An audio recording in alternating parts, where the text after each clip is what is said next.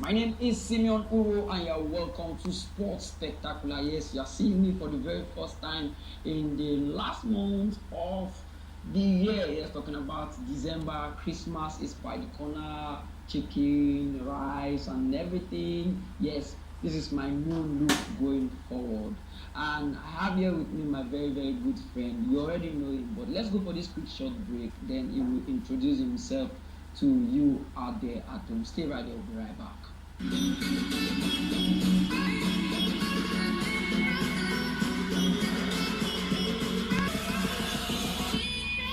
You're welcome back from the break. You're still on to Sports Spectacular. In case you're just joining us for the very, very first time, my name still remains SImeon Uroh. For those of you that have been following the show, it's been a while, but yes, we are back, better. And we are doing this time around, giving you news that you can use. I have here with me my co-host Ingram Anderson Jones. You're welcome to Sports Spectacular. My name still remains Ingram Anderson Jones. Yeah, Ingram Anderson Jones. Yes, it's been a while we talk sport on TV due to one or two activities that you've been setting up, and right now we are here. It has come, it has gone. The movement is on. You know what I'm talking about. Viewers at home, it is called the RCIP movement, talking about the Reduce crime, increase participation. Yes, so it is the Reduce Crime, Increase Participation cup that went down right there in the city of Ikorodu, right there in Lagos. You'll be seeing some clips later on the show and how we had fun. But we have here the one that is championing it, Ingram Jones. You're welcome once again. So yeah. Wow. Let's give them the news that they can use before we come back to the RCIP Cup. Shooting Stars Sports Club coach Benga Ogumbote has stated that Nigeria must be deliberate about organized football and getting it right through the leagues, which comes with being able to basically have a smoothly run and efficient league. Now, the Nigerian league, when I talk about the Nigerian league, I'm talking about the 4 tiers of the Nigerian league here. I heard that the English league, they have like 9 tiers. Have the Premier League, Championship, League 1, League 2, other one, South League, North League, and the rest. But in Nigeria, we just have 4 tiers. And this very coach is a veteran coach of the Nigerian Professional Football League, and he's saying that we need to be organized. Like that's with anything in life. If you're disorganized, you're not going to get organization, are you?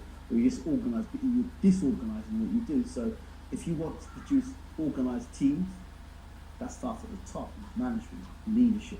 Yeah. Now this coach here is talking about the league. How important is the league to the national team? How efficient is the league to the national team? The league is where you're going to pick your club players from, for your club players to feed into your national side. If your league is not organised, then where are you picking your players from? So it has to be organised. But we understand that in Nigeria, we our coaches, I don't know why, they look more of the foreign base rather than looking inward to get players. And the Moroccan team that is doing exploits, that's making Nigerian proud, that is making African proud rather, the core of their team, their own base, many of them play for Raja Casablanca, Wydad Casablanca, and the rest are just school players that are playing professionally right there in Europe that makes up this team. And look at what they are doing. Now this coach is saying that we need an organized league. Let's start off from there. It is much talking about. So for him to say you need an organised league would mean that it's a disorganised league. Well, if you've got a disorganised league, then what do the players do? You know, and then the coaches in that league as well. And then the national team, we're picking players from a disorganised league into a national side.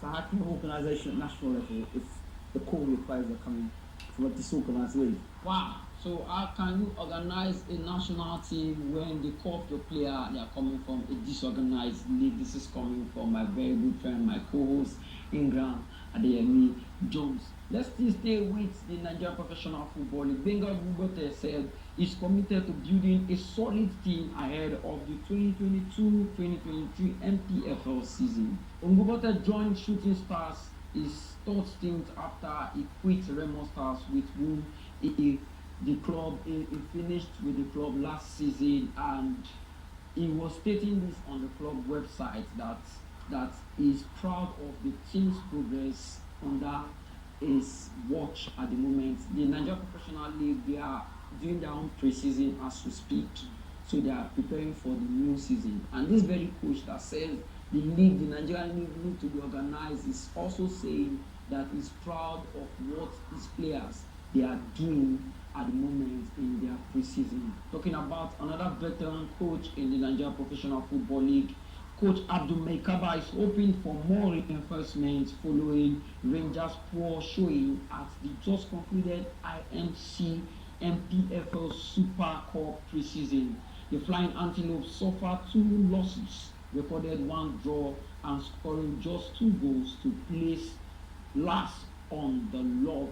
So this is coming from Abdul Maikaba. He's talking about preparing for an unorganized league. But we hope that things will get better very, very soon. There was a time where the Super Eagles of Nigeria were 5th in the FIFA World Ranking. That was in 1994.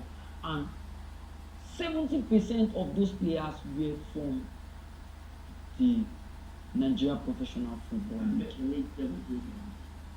Wow. So what has changed? Football attracts a lot of money. And when there's a lot of money, there's the possibility of having amateurism and have a go mentality. So people go in positions of leadership and power might not actually know what they're doing. So it's not surprised that is the case. Okay, so we are not surprised that's the case. Money has made some. He said the money is the root of all evil, but it's some evil. So at times when you are too passionate about money, not doing the work you need to do. Let's not use the word evil. That's a bit harsh. Maybe the word incompetence. Okay.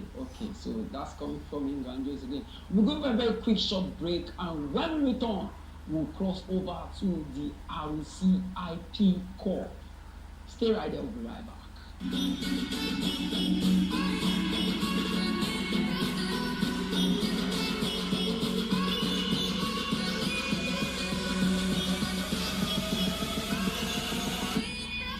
Welcome back from the break. You're still on to Sports Spectacular. Now we are talking this time. I want to dedicate this segment to the RCIP Corp. Let's talk about how it started. I was approached, and there's a high crime rate in Ikorodu, and the work I've been doing at Ikorodu is quite well publicised, as you know. Yeah. And they said, well, can you come into Ikorodu? To reduce crime, increase participation, can you put something together? And what would be your vision? How would it look if you were going to do that? And I said to a lot of the young people in the school, I said, at the end of the year, I'd love to get to a celebration, like a carnival, music, food, sports, there had to be something big. And I always gave up on the idea, and then this came on, I thought, wow, we can do this. So we had footballers, cricketers, and you guys came along and supported, which was brilliant. Local pastors, the Education District 2 officer, sports officer was there. The High Commission for the UK was meant to get there, but because of the traffic, it was horrendous coming from the islands. The UK, yeah. So she was going to come, but because of traffic, she wasn't able to make it. But it was a great day. But it was a build-up. 6 days we had of young people being in classrooms, learning about critical thinking, sense of purpose, self-confidence, masculinity. So these are the topics that we talked about. For about an hour we'd be in the classroom. So class would start 2 till 3. They'd get there about 3 o'clock. They park at their school, match in school, match together. And then we have the footballers as well. So 3 o'clock lesson would start. From 3 till 4 we would do an hour classroom discussion. And then 4 to 4:15 then we'd have something to eat and drink, water from gala, and then we'd do skill from that time to 5 o'clock. So yeah. So while you were talking, I want my next question. You already answered it. I will still throw the question to you. What's the primary aim for this RCIP movement? The high level of crime, and thanks to our sponsors, Brighter Futures and Thrive Online from the UK, their aim is to reduce crime by increasing participation in sport, engaging young people. So that's what it's about. So it's getting away from yahoos and cultism, all those sort of things, antisocial behaviour. So it's literally giving the young people a brighter future, and giving them the opportunity to access more things. So now the winners, as you saw, won cricket bats, brand new cricket bats, and football boots. The school was awarded a cup, so that will be played every year now. Wow. And also the school got football nets as well. So my aim is to see that competition get bigger, and more schools take part, and develop it and take it out further to other parts of the Ikorodu as well. Okay, so they are taking it further to other parts of Ikorodu. You'll be asking what are they talking about? Why this on the show Sports Spectacular? That's why you need to know about this show. This show is going to the grassroots, Because all sports starts at grassroots. Yeah. And there are some media outlets that will not cover it because it's grassroots. And that's one thing I've got to big up TNT for. Big up TNT for going into the hoop and get all those talents. Because that's where the real talent comes from. Let's be honest, all these stars are coming from, inside, as we say here in Nigeria. So all the stars come from inside, as we may have it. Now we talk about the players. We saw those young talents. There's this girl I saw during the exhibition game, that's the final of the football game, where the male were playing against the female, and I saw the keeper of the female side. That girl was exceptional. She was really talking with the ball, and she was orchestrating things in the midfield. And we were fortunate to get her on an interview, and we heard everything she said. What are your plans for those young lads in the nearest future? Just to keep them engaged. So next 2023, we're going to go back and start from January, keeping them engaged. So I made a point to engage boys and girls. So so it's 25 girls, 25 boys. But I think we'll expand that next year and go into other places. So it is just to engage them, nothing like making them to be a professional in the later future and areas like if their personal development is increased, and their confidence will be increased, and their critical thinking is improved, and they're getting the equipment and the accessibility to do what they need to do, then of course we're going to support them. We've got boys now playing in the CCC League. From the park of the school, the captain is playing in the CCC League. So I mean, it's been a journey from November, from March to November. Now they're playing the league, so a lot of those kids from Ikorodu, so and they're doing well in the league. We'll still come back to you. Let's go for this quick short break because we have a whole lot to talk about the RCIP Cup. Stay right there, we'll be right back.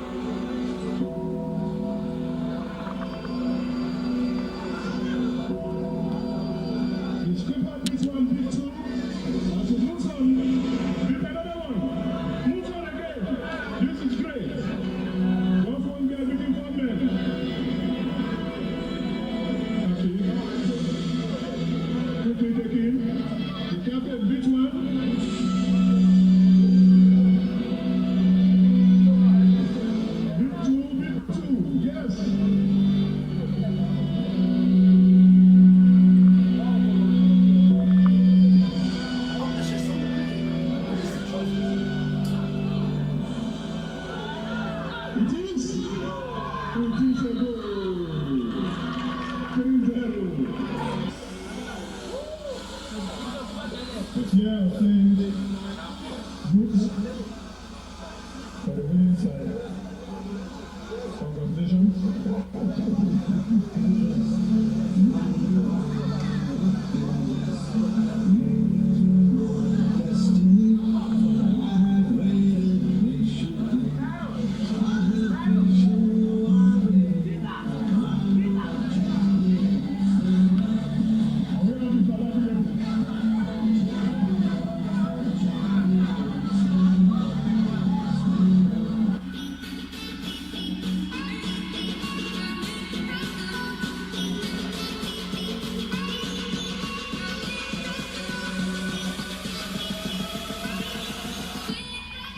Welcome back from the break. Yeah, we are already in the final lap of the show where we're talking about still the RCIP Cup and also what is to happen this weekend. The very big one is happening this weekend, talking about the World Cup. Just as the RCIP Cup and the World Cup, there's nothing big that doesn't start small. The World Cup started small. I understand that the World Cup was just like 4 teams. It was called the Remelt Jews Cup. Was organized by the French football before other nations start joining, and they start a football body that is called the present FIFA today, that is the Federation of International Football Association, FIFA, and that is what the RCIP is all about. And we during that event on that day that we were covering, we saw that it was just only 2 sports, cricket and football. So is it going to be narrowed down to just those 2 sports, or other sports is going to come in at the long run? Ultimately, I'd like to see a league. I said this before, I want to see a league, and I'd like to set a academy. We're going to set up an academy in January. So part of the Nigerian government college, so that all those kids will go to government college, and government college kids as well. So they'll have cricket in that school, just cricket there, and then football will continue at a part of the school. So they've just used the pitch just to do football there. And we always have baseball that are playing now in Hartford as well. So we might get baseball involved as well. Who knows? That's good one to hear. You're hearing, everything you're hearing is an exclusive. You've not heard this anywhere before, and TNT Television are bringing it live to you. And we have a very, very good friend here. So I also visited Ishawa, the junior and secondary school. Mighty Pillars, they came to the finals. 120 kids were there. That's incredible. So I went and saw them as well. Spoke to them earlier today. So that was special. They're going to be part of the program in 2023 as well. So there's a lot going on. There's a lot going on. Now we'll talk about France and Argentina in the World Cup. I'm seeing a revenge this time around for the Argentine side. It was this same French team that stopped the Argentine team from progressing to the next round in the last World Cup in Russia 2018, where they defeated Argentina by 4 goals to 2 in the round of 16. And Messi was really, really sad. And now they are facing each other again. These 2 sides, as one has won 1 World Cup, the other side has won 2. And now France, they are coming to the final as defending champion. What is the feeling going to be like in the dressing room of both teams? Well, I see that Messi last time played against Croatia, and they didn't do so well. This time Croatia's got beaten by, and Messi's done well. Right, so I think Messi's going to want revenge, but there's quite a few big players there in the French side. It's Mbappe's time. It's Mbappe's time. It's Mbappe's time. But he has won it before. So Messi's won all the other trophies before. You are an anti-Messi fan, so that's why we talked about this, and yeah, it's pro Mbappe. It's not anti-Messi, it's pro Mbappe. I love France.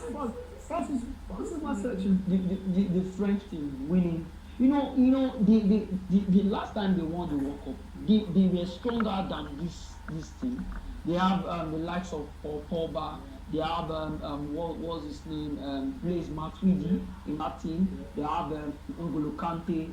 These three players, they are starters for the French national team. And right now, the three of them, they are no more in the French setup due to injury, and one due to retirement. Now, and we are still saying that this French team will still go all the way to defeat the almighty Argentinian team. Quality and depth. Yes. So I'm going with France. I said France would win the World Cup before, so that was my pick, and I'm still sticking with it. France winning the World Cup before. And do you know that when they will be winning the World Cup, they are setting up history, because no team has won the World Cup back to back. I saw something on the media. I saw something online. 2010, Juan Mata was playing for Chelsea wearing the number 10 jersey, and Spain won the World Cup. 2014, Andre Scholler was playing for Chelsea wearing the number 14 jersey, and Germany won the World Cup.